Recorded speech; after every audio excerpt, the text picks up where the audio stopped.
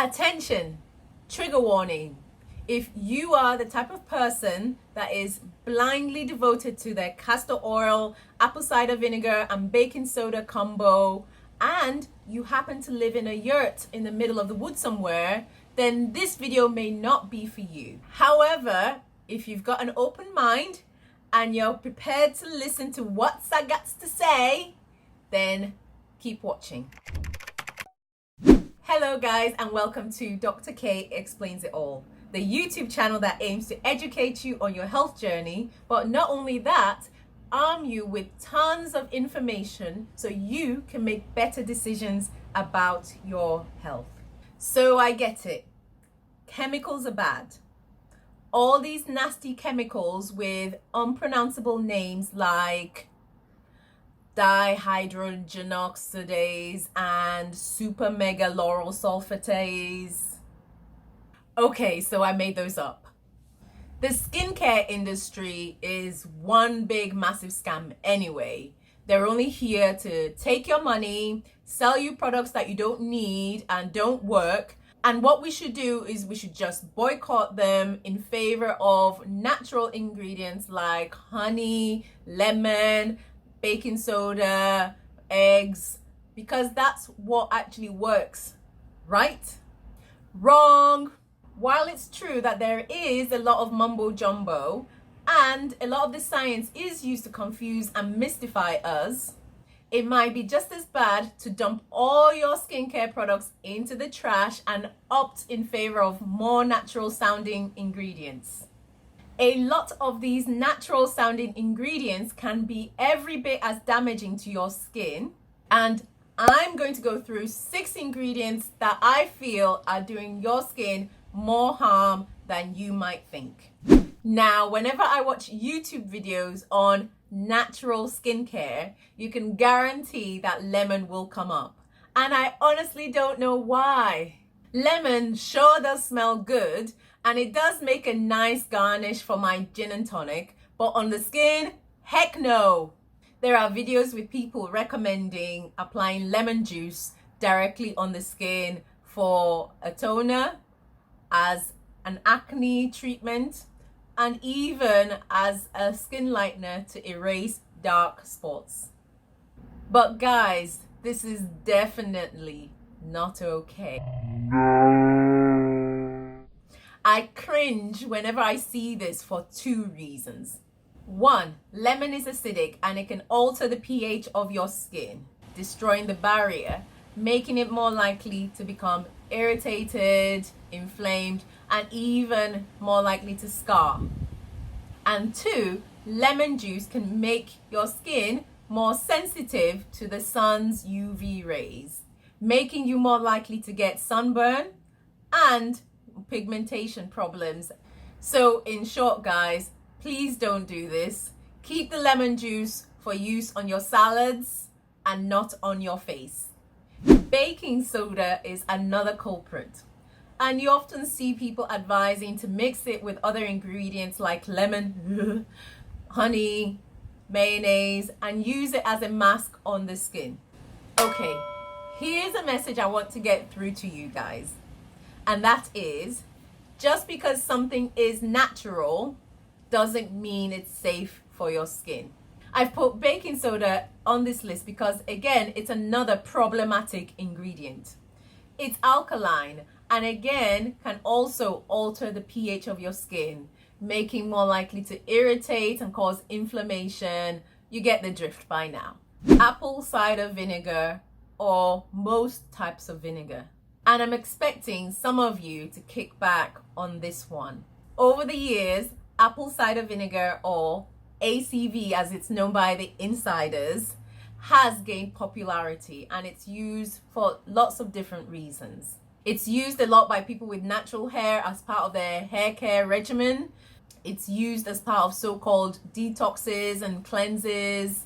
Yeah, lots of different reasons why people use apple cider vinegar. But for use directly on your skin, I would be cautious. Now, it does contain organic acids like citric acid, lactic acid, and acetic acid that may help to kill bacteria that causes acne and exfoliate the skin. But unless you're a chemist working in a lab and you're able to dilute it and mix it to specific conditions, it can do some harm. Apple cider vinegar that's not been mixed properly can be irritating to the skin and even cause chemical burns. Personally, whenever I think of mayonnaise or mayo, I think of that scene in the film Undercover Brother, and it turns me right off. And here's the extra mayonnaise you ordered. Yum, yum. Enjoy. This is the best stuff. I honestly can't stand the stuff. Ugh.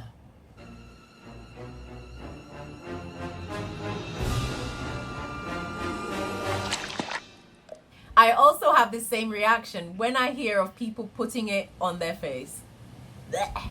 Although rubbing mayo on your face hasn't been shown to do any harm, it can clog the pores. And if you're prone to acne or oily skin, then this is certainly not what you're after, as it might well make your issues worse.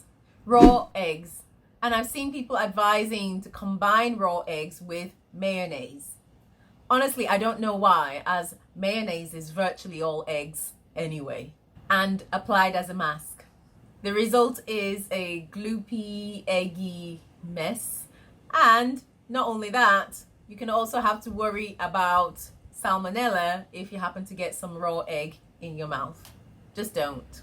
Anyone who does their research will quickly find out that essential oils are one of those things that initially seem to be harmless or even beneficial, but can actually do a lot of harm to the skin. My tip is to avoid it. A lot of times when people react to certain skincare products or brands, it may not be the active ingredient that they're reacting to, but whatever fragrance or essential oil that's been mixed in. And tea tree oil in particular, I know it's used a lot in skincare. You can see it as part of facial masks and acne treatments, but there's barely any research out there that it does anything for your skin. And when you think of the chance that it's more likely to cause reactions, best to stay away. Guys, I understand that a lot of us are getting wiser to the shady marketing tactics and the dubious claims used in the skincare industry.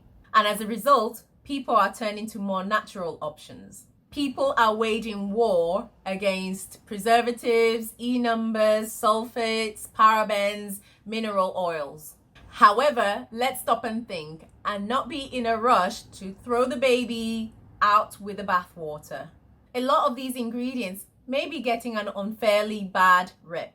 These ingredients have often been tested to strict standards, more so than your homemade concoction of baking soda. They've been formulated to specific concentrations. Plus, key ingredients like preservatives may seem rather harsh on the skin, but they do a very important job in preventing the growth of harmful bacteria, fungi, molds, and yeast. Things I'm sure you'd rather not deal with. So what I suggest is to be skin safe, not skin avoidant. Make an investment and take the time to learn about ingredients and read the labels. There's tons of blogs, Instagram pages, and books available on skincare. My initial recommendation is the book by Paula Begwin, I hope I said that correctly, of Paula's Choice Skincare. And the book is called Don't Go to the Cosmetics Counter Without Me. This book is old but has stood the test of time. I still refer to it from time to time whenever I get confused or I need some further help. It's a bit hefty, but you don't have to read it all in one go. Just pick the chapter that focuses on your specific skincare issue and off you go. Right guys, we're all done and I hope you found this video very informative and helpful. And if you did, then make sure to like, comment and subscribe. Even if you didn't find this video helpful, then I'd still like to hear from you. And you can do that by ticking the dislike button or leaving me a comment below. All of this is part of the feedback that I need to carry on making good videos that you guys will enjoy. In the meantime, get comfortable, watch some of my other videos, and I'll look forward to seeing you same time next week. Bye guys.